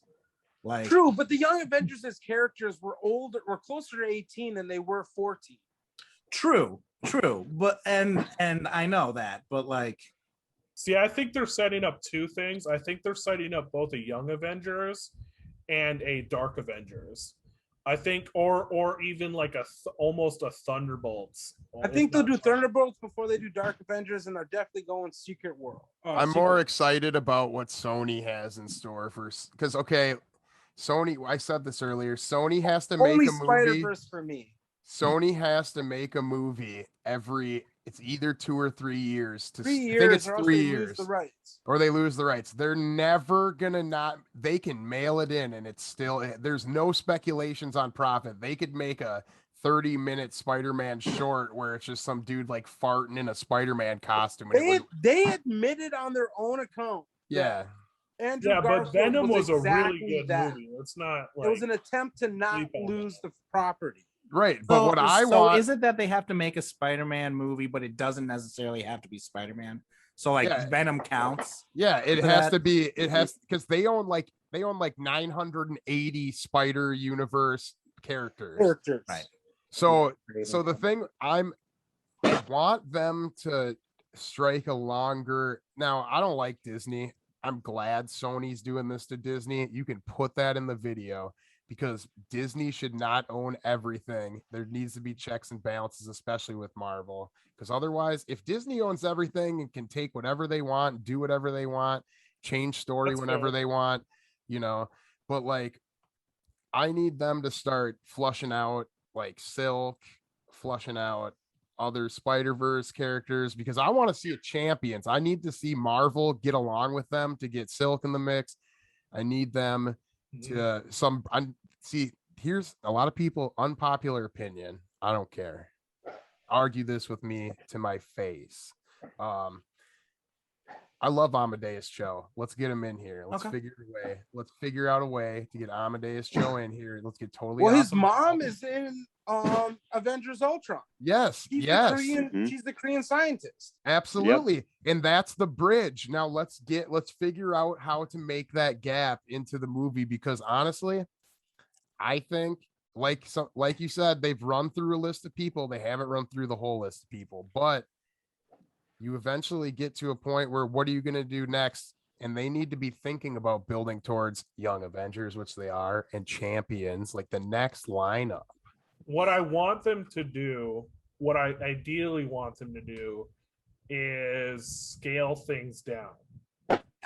I agree with that. What I want them to do is have about like 3 channels, right? Just like what I want them to do is like, I want them to have like an Ultimates universe. Want them to have a Spider-Man universe with all the guys there, and I want them to have a general like Avengers-ish universe. And I want these 3 universes to have no overlap, because then we can expand those things, because it gets to a point where, just like in the comic books, I don't think it's happening. So convoluted. It's be like, what the hell is even going on right now? And it's gonna be a lot harder to manage with movies with different actors and all their drama and all that stuff. And I mean, we almost didn't even get Guardians 2 and 3 because people didn't like some tweet from like 35 years ago from James Gunn. Yeah. You know, and so I mean, you know, I'm not saying it's here or there, but I'm just saying like there's these people all have real lives outside of these roles they're doing with Marvel. You know, having, you know, some more specific narrow channels would help them manage things easier. And I don't know, that's just my opinion. I'm not sure how far you guys are into Loki, but I don't want to spoil anything. But Loki, I'm caught up. Yeah. Okay, I'm caught up as well. Loki is basically Disney's ace in the hole, where they can use as many different actors as they want moving forward, and it would still work within the MCU. And I would say that that's tied to the whole multiverse of madness that's going to be upcoming. Yeah, and what what I was explaining, that nobody's really gone. We already know we're going to get reiterations of characters that we've been introduced to for over a decade. Yeah, you know, we literally between WandaVision and Loki, and what we know of Doctor Strange, we know that like we can get alternate versions of characters. Yeah, and I'm not disagreeing with that, but as a person who I don't think separate sandboxes is going to happen. Like the rehash of the same old things, and you know, Disney just making sequels and remakes of everything, or I mean Hollywood in general, not Disney, but Hollywood in general.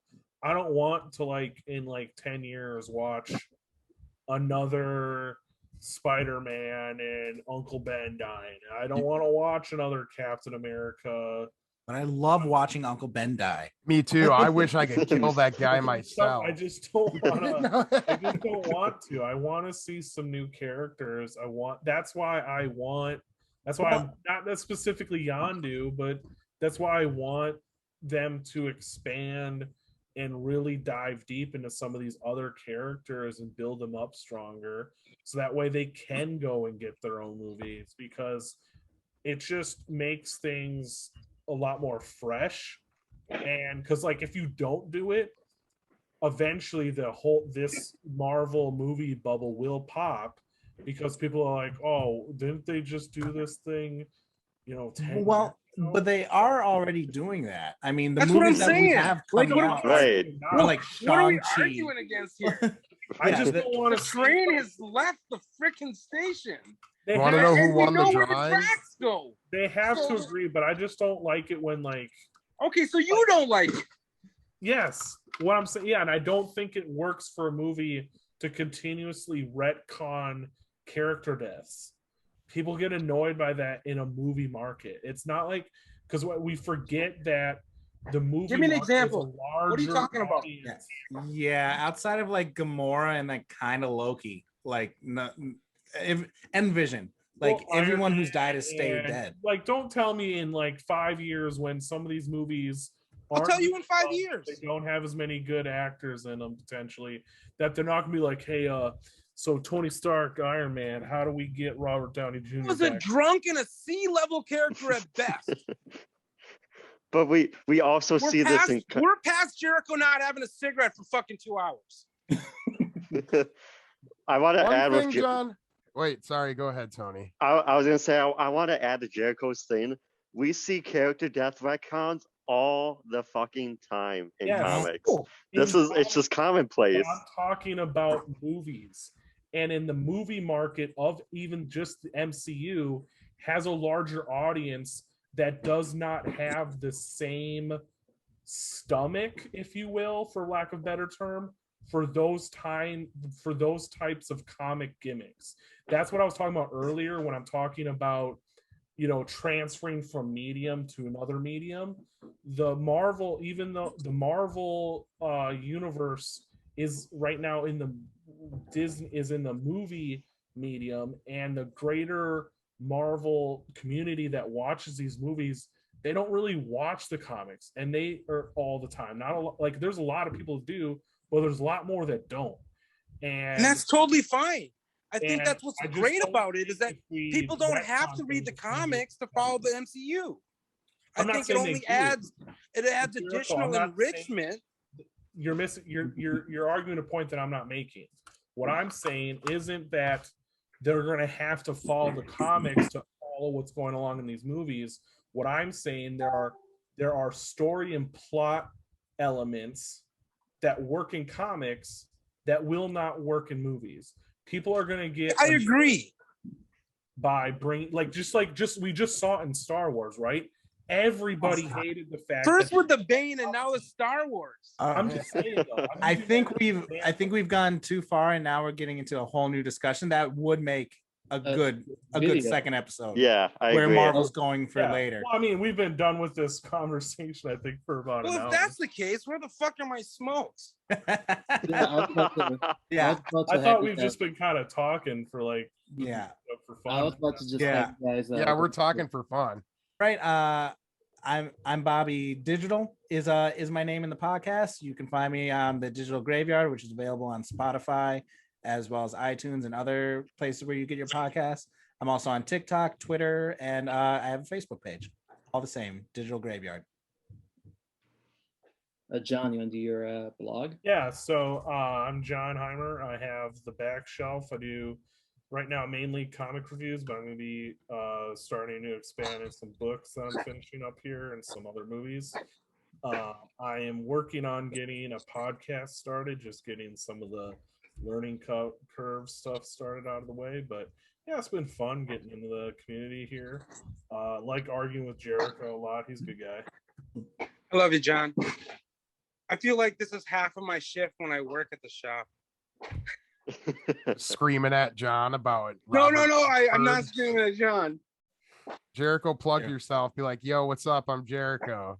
I'm Jerciho. I've got the questionable steady cam. I do love John. I think John's a great guy. But I have nothing to plug except I love Noggin Comics, the Comic Exchange, and Mind's Eye Comics. So I'll see you guys somewhere. But thanks for having me. And I'm sorry for effing anything up. No one messed anything up. Hey, thanks everybody with the Comic Exchange. If you're tuning in, I did, as we were doing this, was doing the random number generator giveaway, and Bob Worth won the Granite City comic that Tim, I don't know if Tim's the manager, if he's a co-owner, if he's the owner, whatever Tim is. Thank you, Tim, for the comic, and it definitely went to the purpose you gave it to me for. So thank you very much. Actually, check out Tim. Granite City. They got crazy comics up there. Don't go up there without $300. That's probably the minimum for going up there. Where's that located, by the way? It's St. Cloud off East Germain Street. I remember because I was like, that's a cool street name.